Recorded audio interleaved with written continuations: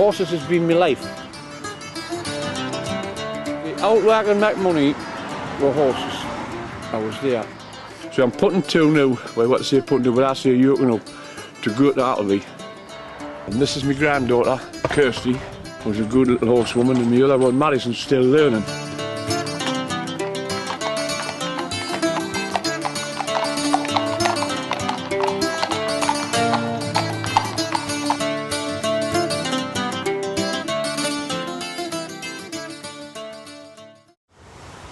How I got started, I used to follow an old man. He had a milk business called Jimmy Davison. He lived at North Seaton, an old North Seaton colliery then. And I was only 9 and I used to run to help him and all that. And I used to go around the streets with a horse and milk cart. And the horse was cow dark, I never forgot it. And I used to go to the people's and I used to say, what do you want? And I used to run back with a jug, and then they used to take the milk out of the chawns. If you got a pint or a quart or whatever, then you carried it back and took the money back to Jimmy. The old legs will not carry us up the bank, so I'm sitting on the shafts for ease. Then he's baggy lad. But I always try to leave on bank holiday Monday. The art of it is to get the best of the grass. Hello, how you doing? I used to go to a man called Jimmy Skidmore and Jimmy Heatherton, and they used to have the pigs them days, and I used to go on with them seeking peelings on a Sunday morning to feed the pigs. The people used to put their peelings after they did the vegetables on the bin laid upside down, but every pig man had his own customers. And then sometimes if you used to go in with the pony was called Jimmy. And then as I got older, at 12-year-old and that, I used to let us go on myself. So a friend of mine, well he wasn't a friend, it was a fella, he says, well you'll be starting on your own before long. I says, oh aye. Well, he said, I'm going to tell you something. He says, there's a pony come out the pit at North Seaton Colliery. It'll not work down the pit. He says, if you get down on Saturday morning, it's the one, you have to pay £6 for it. Oh, okay. So I went and see my mother. She says, what are you doing? I says, I was 13 then. I says, 34. I says, I'm going to drive this money and I'm going to go and buy this pony. So I flew down on my bike, doing what they call the Black Road, the Boiler Road. It was 4 miles from my house. Yeah, but anyway, I went and the man says, what can I do for you? I'll never forget him. He's a big old tash on him. I says, I've come to see about a pony. What pony? Well, I says, Freddie the Fly, that's what they call this fella. Told me there was a pony. He says, he's there. And he's only a little black pony. He called him Carl. He says, that one there's going for slaughter because it's wind's broken. But he said, if you wanted, go out at that office and pay your £6 and you'll come back and get it. So I went to him, I paid the £6, got the sweet one. I was the bee's knees like then. So when I went back to the pit stables, he says, I'll give you a bridle and a set of reins. And he put us on its back. I said, well, what about my bike? He said, I'll put your bike in the stables and get somebody. There was anybody had motors and cars that day, see. I said, oh, I'll come back for it on Monday. He says, that'll do. So I jumped on this pony's back. And them days they shaved their mane and tail off for doing the pit for getting trapped in the machinery, and it bloody offered me full tick and I was wrapped around it. And I went up the boiler bank and down the boiler bank before I got it stopped. And I went through the fox cover and there was a man in there that called him Blind Percy, he was blind. And I got off, I says, Craig, he says, are you alright? Like, and I says, oh aye. He says, where you been, lad? And I tells him the tale, he says, good lad. And then that went on, and as I grew on, I see this other horse and I says, well, nice horse this. So I went to see the fellas, and it was people called Thompson's and Ritchie's, Course Creamery Dairies. He says, I says, how much do you want for everything? Here, like, he says, £45 for the lot. That was the rolly, the dray, the harness, and the horse was called Bobby. So anyway, this fella, Freddie the Fly, says, do you want to sell that little pony? I says, aye. He says, how much do you want for him? I says, I want 15 quid for him. He says, you didn't get it. I said, it doesn't matter, I want 15 pound for him. So he bought it off us. But a lot of people didn't realise with this pony, I was the only one to get him to pull a cart. If he went on a bank with anybody else, he used to lie down. And he never did it with me. So anyway, I went back to tell my mother. I says, I've sold Carl. I said, I'm going to buy this other horse. She says, I'm going to tell you something, lad. She says, you've sold your lucky pony. I says, oh, I haven't, man. So only I got this horse and I used him for a while and things didn't go on all good. By then, I was all over D and everything. Then my father says to us, right, he says, you're 15, leaving school, you're going to the pits. Well then, my father was mine, the one horsey people. So I went to pit, Linton College. Went and did my training. And I was in the pit about 6 months. I was on timber leave and that. I said, well, if you were meant to be doing here, you've been born with a bulb in your head, like, so to speak, you know. So anyway, I know I got it this day. I said, to hell with it. Comes up the pit. And I was going to just change my clothes. I said, to hell with it. And I jumped onto the pit tanky. This tank used to take you from Linton back to Ashton. They used to call them tankies them days, the train. My father says, where are you going, like? I said, I'm going home. I says, I'm finished. He says, what? He says, you're not, like. He says, there's never a Johnson doing that. He says, there's 8 of us walk here. Well, I says, there's a one known. I said, he ain't coming back.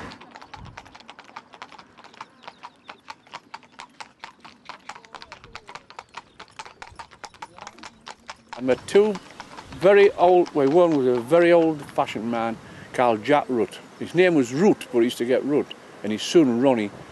And Ronnie's a lot older than me, but they were brilliant old-fashioned horsemen. They were the best. And then I used to go on with them, and he says, well, why didn't you, like, start hacking rags and all that and stuff at the time? I says, oh, he says, it's good money. So anyway, I used to go away hacking rags all day, take them back to Jack Rutt's place, and he used to bail them up and take them to Baker at Davy Landau's at Baker. And then you were getting like 36 and something 100 weight for woolens, which I was making about 14 quid a week off the rags, and my father was only making £11 a week at the pit. And then I started just do everything I could possibly do with a horse. And then I started to break them because I'd watched, and I'm 66 now, I've broke horses since I was 15. I've got a very good name of breaking horses through the northeast, and I'm not just saying that, but I'm very old-fashioned the way I do things. He's coming 4-year-old. I'm preparing him now for Appleby to pull my boat top to Appleby this next year, along with another horse, because he's only 4-year-old, so we'll use him as a sideliner and see how he performs. Now, like I've explained before, they call him traditional gypsy cobs, but to me he's just a little thick hairy leg cob. He'll have Clydesdale crossing him somewhere along the line he's breeding. We know him now 6-7 weeks, and he's prepared, he's ready to do everything you really ask of him now, I would think. But there's ever something could go wrong. You're never sure. You think you've got them, and you haven't got them. Stand, stand, stand, good boy, stand. This cob's been in 5 times. We've had 2 mishaps with him, which you can see by the fence. He dived over the fence the first time the sledge was on him. But he's another couple of times, and then we'll drive him on the road. And stand.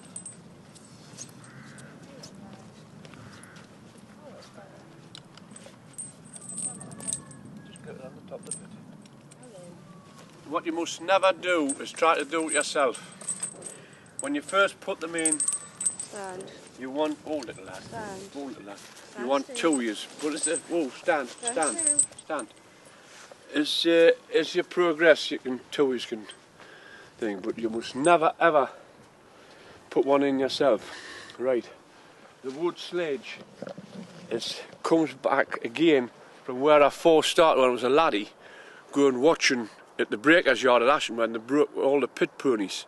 Because you used to trace with pit ponies down the pit, and they had like tubs and that, but that's the typical thing they used. It was only made with railway sleepers in them days, and it was like made by a sledge. So the old chains on there, believe it or not, come from the breaker's yard. But the bits of rope I put on, because I don't like the chains in case I actually get around the horse's leg and you can cut rope, you can't cut chain. But I've based myself off the way they do it the way they've done it in the breakers yards, the way I've been shod since I was 9-year-old, and I'm now 67, and I've followed the old patterns, and that's why I'm stuck in a, if you like to say, in a warp time. But people put little tyres on the back. I don't believe it, because a tyre can fly up a height, drop on them. I've seen too many accidents with tyres. So a lot of people, other old horsemen like Mr. Bowman, George, Robert, they put them in a small set of harrows. But believe it, they've got an indoor arena. This is my indoor arena, the Sky. Good boy. I always break horses in a full collar. I don't believe in a breastplate. The breastplate's for Sunday drivers. You must try and keep your traces pretty tight in case he gets his leg over his slackens, which you've got a problem. But I always trace in a full collar. I always make sure there's plenty flopping around the back of his legs, so that when you do eventually drive them, if anything hits them, they're not going to start kicking and smashing you up. Come to his heat, Kirsty. I like them just lying in the chain, so that if anything goes wrong, he's going forward. He's not lying back here, so he gets his legs into here, and that trace would go underneath there, and then you've got a problem that sets them kicking. You know, he's not strong at the mouth, but it's just to keep it. I've got control when here or anywhere. I've got a curb chain and slack. I've got him on a slit on the Liverpool bit, but I've got a flash nurseman because he's apt to open his mouth sometimes and get the tongue over his bit, which you could put a high port in, but he's not. He's come out of all that, really. But the collar on this horse come out of Ashton Coal Company 42 years ago, and I've still got it. And it's been on more horses than what people's had shoes on their feet. A lot of people, which I've seen, fastens chains to the front, but sometimes by the time you get them on the front, he could be side on with you. But by the first few times we had him in, there was one at one side clipping the chain on and one at the other, and then one led him away. The reason I bought him, I liked him when I seen him. The man what bred him, I've never been as far up a mountain top in my life. He's compact, he's a little thick cub. Plenty of bone, heavy bone, plenty of bone, he'll have a good bone. He's got a good foot on him, and he's a level goer. When he's going, wait little lad. Oh son. Oh little lad, come here. Pull. He wears his shoes level. He's using the toe bit because that's what it goes level, so therefore he's an even goer. What you call an even goer, he goes even. And he's a good shape of a cub if you look at him from the back. He's well put together. He's not a spindly thing. He's a proper little, what they would call one time like a vanner type, an old-fashioned vanner type. What they would use on farms, small holdings, maybe it's the milk, some of that. What was a sensible little cub. They didn't use like carriage horses or anything because they were too excitable. And that's when most delivery horses had the Wilson snaffle bit in them, just an ordinary snaffle bit, because they just went from door to door to get a crust when they were delivering milk, fruit, vegetables, coal carts, everything. Now he would have been an ideal cub to pull coal off the northeast coast years ago. That was the type of cub we used, to pull about 1,500 weight at a time, and maybe pull 10 tonne a day on an average.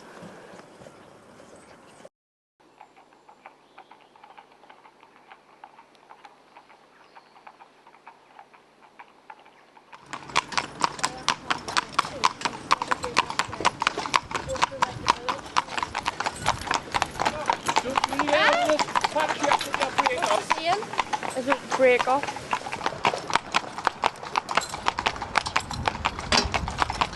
And then old Billy Graham at Newcastle says, I've got a horse for you, lad. I said, you haven't? He says, I have. This is only maybe 25 years or 30 years ago. And they called this horse Mrs. Archer. It was named after a man in Middlesbrough. He says, there's not a man in England who'll yoke this horse. He says, but I've got a better, meeting Big Charlie Robinson, that he'll drive it with bootlaces. I says, what? He says, I'm telling you, it's handy money, but if you drive, we'll put the bets in.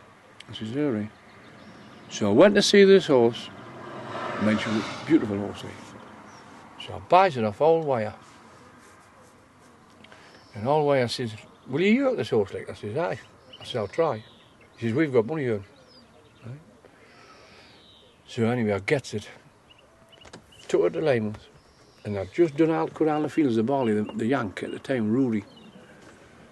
And I had a 5-bar gate, to put a 5-bar gate, and couldn't get it in, Nehu, couldn't get into the cart, and I was shooting out. I says to this lad, he died, young Muscroft, Robert Muscroft.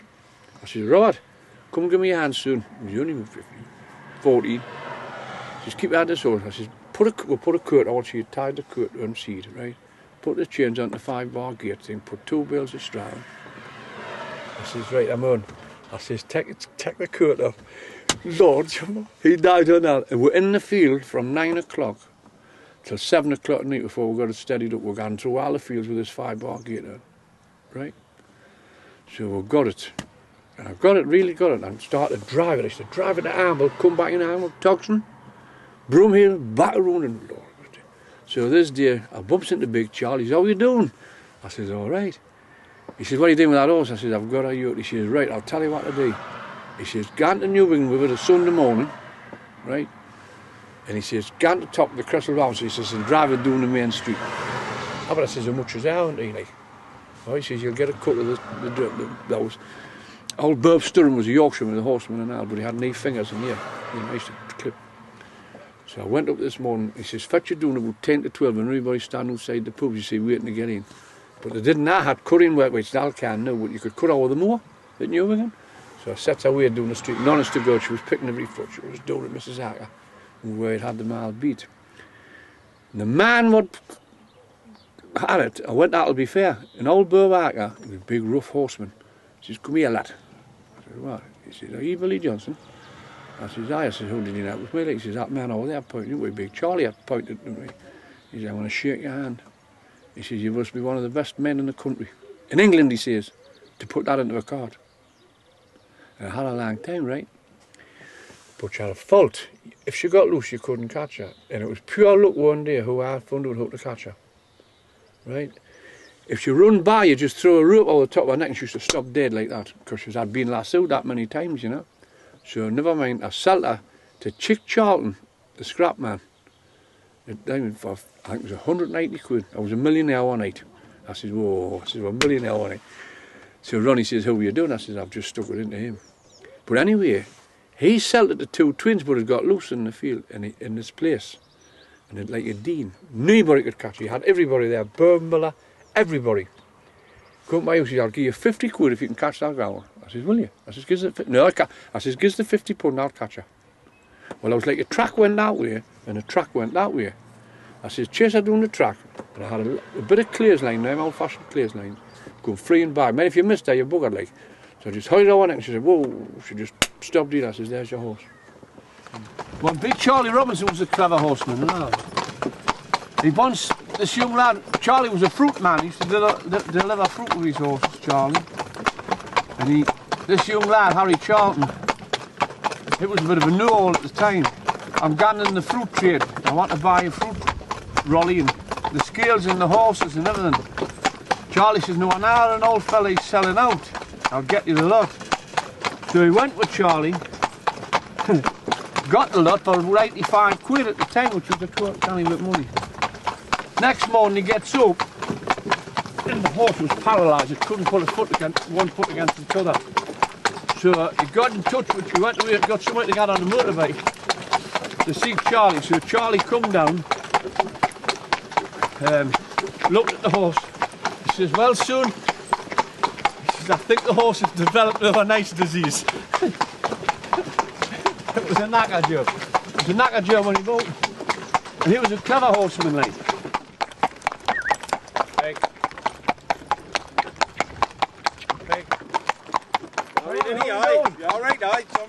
Not too bad, no. Good. You might catch me up the road, Mick Owen. Aye. Then one day, I was coming past Belsa. I'd been somewhere, and I see these people in the field doing this obstacle driving, you know. I said, I don't wonder what that is like. So I stopped, and here was a fella called Ray Broon. He says, this new carriage driving thing. So my other daughter, Carl Watson, a national driver, was watching. She says, well, we've got ponies that'll do that. And that's how we got into the carriage driving. I did a bit myself. So anyway, we got into that. And I used to say to Ray Broon, before I got into this carriage driving, I had a milk churn that height full of money. I says, no, I've got a knock-soak tin. I says, I wish I'd never seen it, because it is an expensive sport.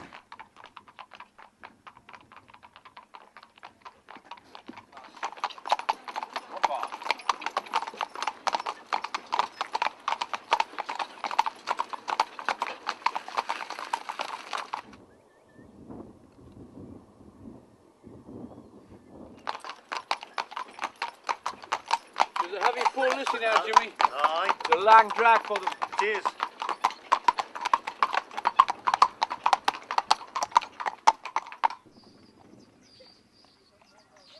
It takes a good horse to come up with a living wagon on a bird top. How many miles is it? I think it's 7 up and 6 down. So you got 7 up, and they seen the twist doing there. But when you're coming home, you've got to come up there, so you got to, it alternates out like. But I ever stop here, give them a breather, and that, and then have some eating in, carry on. But that brown mare there, Peggy, the one that I drive, she's 14-year-old now, you know, and she's exceptional. She takes a good horse to go on with her. See, that's what makes me a good old-fashioned horseman. Keep the best. You know? This is the life, isn't it? Yeah?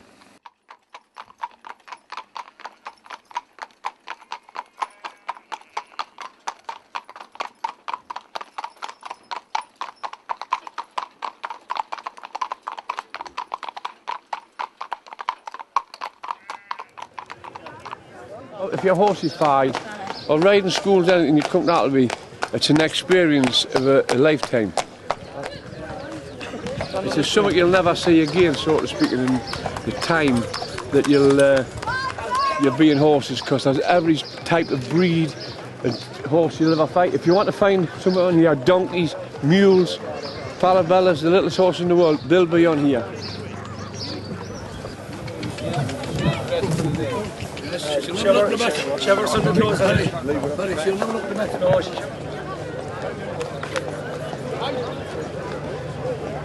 You'll be sorry you missed. Give it down. Go on. Give it down. Give it to him. Give it a look you well. Yes, you can't. Give it a look you well. Let him up. Would you bust the last 5 on? You shut it down. And you need to look plenty to yourself. You need to look plenty to yourself.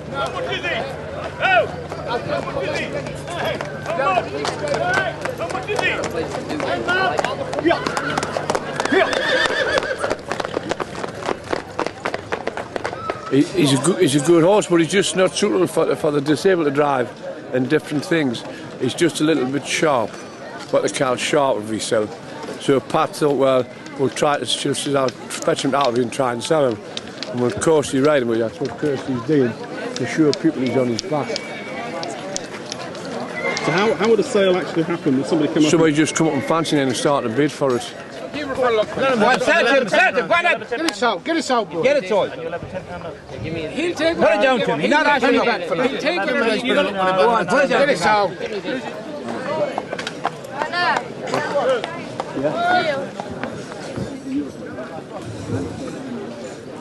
He has given out, you know. Fair play to him. He's a good guy. Go on, give it out. Give him a look penny back. Give him a look penny back. Will he give him 50 quid back or look at the 10 grand?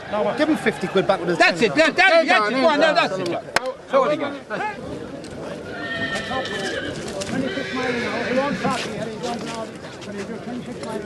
Ask him some essential for the drive. Ask him some essential for it. Hello, Jimmy.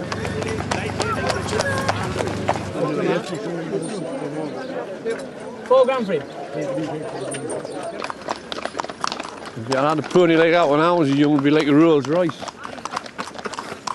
The man having a Rolls Royce. You're not in. I'm not in, I must be in. You're not in? Why, Anna? Because I'm telling you. You can't have the money on the horse. You haven't fetched it here to be valued, have you? Yeah. You've had it, oh, you don't fetch it to be valued? Right, yeah. I'm on at your rate, so what sale have you got? I'm only just starting in this count. Are you?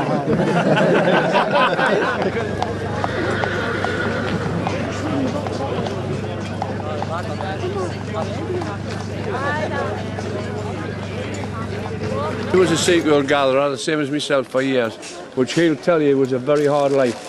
The best horses in the country, without a doubt. We had the best horses, we didn't realise it. We didn't? What would they be worth on here today? 3 fortunes. 3 fortunes. The modern way is completely different to my way, but I think my way is the best. Them days it was all horsey people. Everything was done with horse and cart, the groceries, the butcher, and everything, like, you know. Even you were bloody to sell vinegar them days, you know, in a big stone jar, like all his own vinegar and pickles and that. But like, I just love being around horses and that.